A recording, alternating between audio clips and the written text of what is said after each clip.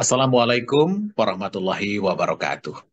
Salam hangat untuk Bapak dan Ibu serta mahasiswa dimanapun berada.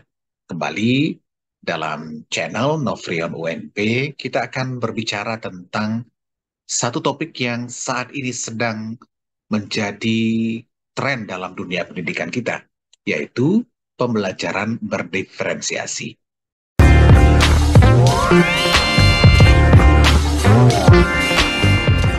Tentunya kita semua sudah memahami bahwa saatnya kita betul-betul menjadikan diri sebagai guru yang dalam tanda kutip ada istilah menghamba kepada peserta didik.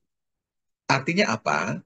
Kita sebagai guru harus punya semacam kesadaran untuk bisa mencurahkan semua perhatian, energi, dan juga kasih sayang kita kepada peserta didik. Kita hadir di kelas untuk membantu mereka, memberi fasilitas kepada mereka, mendorong mereka, memotivasi peserta didik kita agar bisa belajar dan mencapai tujuan pembelajaran. Pembelajaran berdiferensiasi merupakan salah satu cara atau bisa dikatakan suatu metode atau satu pendekatan yang bisa kita lakukan untuk membuat semua anak belajar di dalam kelas kita. Marilah kita ikuti penjelasan singkat tentang pembelajaran berdiferensiasi dan bagaimana cara kita menerapkannya di kelas. Dan kali ini kita akan kaitkan dengan challenging task. Seperti yang telah disampaikan tadi bahwa topik kita kali ini adalah tentang pembelajaran berdiferensiasi. Bapak Ibu yang saya hormati, para guru dimanapun berada, kalau kita bicara tentang pembelajaran berdiferensiasi, artinya kita mengelola pembelajaran itu untuk memenuhi semua kebutuhan belajar anak didik kita. Nah, sekarang satu pertanyaannya, bagaimana memastikan semua anak belajar? Salah satu filosofi pembelajaran yang sekarang menjadi tren di abad 21 adalah belajar adalah hak siswa. Artinya, jika kita memiliki 20 atau 25 siswa di dalam kelas, maka setiap hari, setiap kali pertemuan, mereka punya hak belajar. Hak artinya sesuatu yang harus kita tunaikan, sesuatu yang harus kita berikan. Kalau ada hak yang tidak tertunaikan, dalam artian ada anak yang tidak belajar, selama sesi pembelajaran kita, berarti ada satu hak yang terhutang.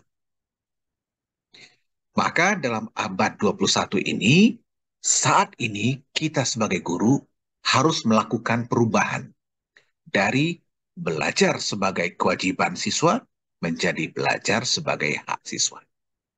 Oleh sebab itu, guru benar-benar harus memastikan semua anak belajar, semua anak terfasilitasi, semua anak terakomodasi sesuai dengan minat, potensi, bakat, serta kebutuhan belajarnya. Nah, dalam sesi kali ini kita akan bicara tentang challenging task, tugas yang menantang. Nah, bagaimana kita menyajikan sebuah tugas yang menantang, lalu treatment kita di kelas itu memfasilitasi semua kebutuhan belajar anak. Dalam artian, jika dalam kelas kita itu ada yang level atau berada pada kelompok tinggi, dia juga terfasilitasi, dan yang rendah pun atau di bawah pun juga terfasilitasi. Termasuk diferensiasi dalam hal lain. Bisa juga dalam artian modalitas belajar, kemampuan intelektual, dan sebagainya. Sekarang kita fokus ke challenging task. Apa itu challenging task? Yang pertama adalah cirinya harus memiliki minimal satu enabling prompt dan extending prompt yang dikembangkan sebelum pembelajaran. Nah, ini barangkali bagi sebagian kita belum terlalu familiar ya, enabling and extending prompt. Ini artinya begini, enabling prompt artinya petunjuk yang diberikan atau bantuan yang diberikan kepada siswa jika mereka tidak mampu mengerjakan challenging task. Sedangkan extending prompt itu artinya adalah petunjuk atau bantuan atau instruksi yang diberikan kepada siswa-siswa yang melebihi kemampuan rata-rata atau dia mampu mengerjakan challenging task. Nah, operasionalnya adalah kita guru memberi sebuah challenging task. Dengan ciri-ciri satu tadi ada enabling prompt dan extending prompt. Yang kedua, dapat diselesaikan dengan banyak cara. Jadi challenging task itu uh, tidak hanya memberi kesempatan untuk satu cara dan metode saja, tapi siswa bebas, merdeka untuk mengerjakannya dengan berbagai cara. Apakah individu, apakah berpasangan, atau berkelompok. Yang ketiga, merangsang munculnya dialog dan kolaborasi. Yang namanya challenging task, kalau bisa dikerjakan sendiri oleh peserta didik, berarti nilai challengingnya kurang. Kita harus mencari soal-soal yang mampu merangsang munculnya dialog dan kolaborasi. Dialog ini artinya terjadi pertukaran ide dan gagasan yang mendalam antara siswa. Jadi nanti ada istilah involvement, engagement. Bagaimana mereka secara fisik dan psikis terlibat dalam mengatasi satu masalah pembelajaran. Dialog itu harus berlangsung secara mendalam. Dan mereka yang terlibat dalam dialog adalah mereka yang sedang fokus memecahkan satu masalah. Jadi, kalau ada soal yang sendiri bisa dikerjakan, tidak menuntut orang untuk berdialog, tidak menuntut orang untuk bekerja berpasangan atau berkelompok, berarti challenging task-nya gagal. Yang keempat, tersedia waktu yang memadai. Jadi, satu soal itu bisa saja dikerjakan 5, 7, 10, bahkan 15 menit. Tergantung bagaimana proses pertukaran ide dan gagasan antara siswa kita.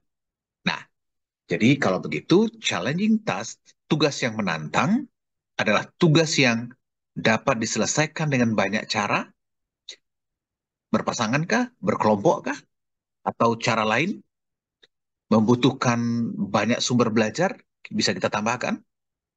Tidak bisa dengan buku, mereka bisa terkoneksi dengan internet, bisa juga mencari sumber-sumber lain, kemudian merangsang munculnya dialog dan kolaborasi, serta ada waktu yang cukup untuk melakukan dialog dan kolaborasi tersebut. Kemudian, pada poin satu tadi ada istilah enabling prompt dan extending prompt. Jadi guru sudah punya skenario. Jika soal ini diberikan kepada siswa, lalu anak yang tidak mampu mengerjakan soal, apa yang akan dilakukan? Apa instruksi selanjutnya? Lalu anak yang mampu mengerjakan soal, extending prompt-nya apa? Apakah guru telah menyiapkan langkah berikutnya? Nah, menggunakan challenging task harus benar-benar dipersiapkan dengan seoptimal mungkin oleh guru, terutama menyiapkan enabling dan extending prompt. Sekarang kita lihat bagaimana menerapkannya. Jadi challenging task adalah tugas level hot, katakan begitu ya. Barangkali Bapak Ibu guru cukup akrab dengan higher order thinking skill, C4, C5, C6.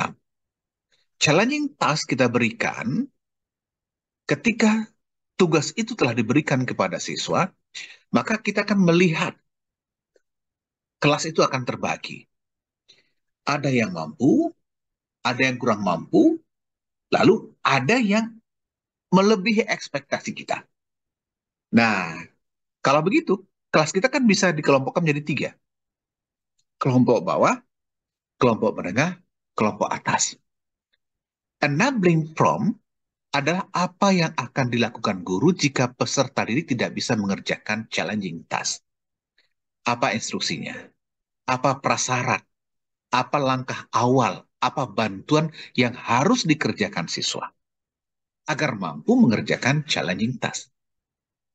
Kemudian extending prompt adalah apa yang akan dilakukan guru kepada peserta didik yang mampu mengerjakan challenging task. Jadi anak yang belum mampu ada treatmentnya, anak yang telah mampu pun ada lanjutan kegiatan pembelajarannya.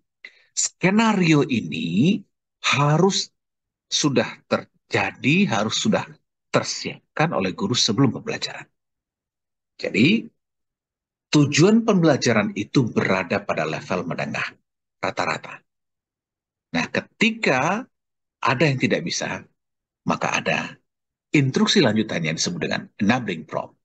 Bagi mereka yang telah berhasil, ada extending prompt.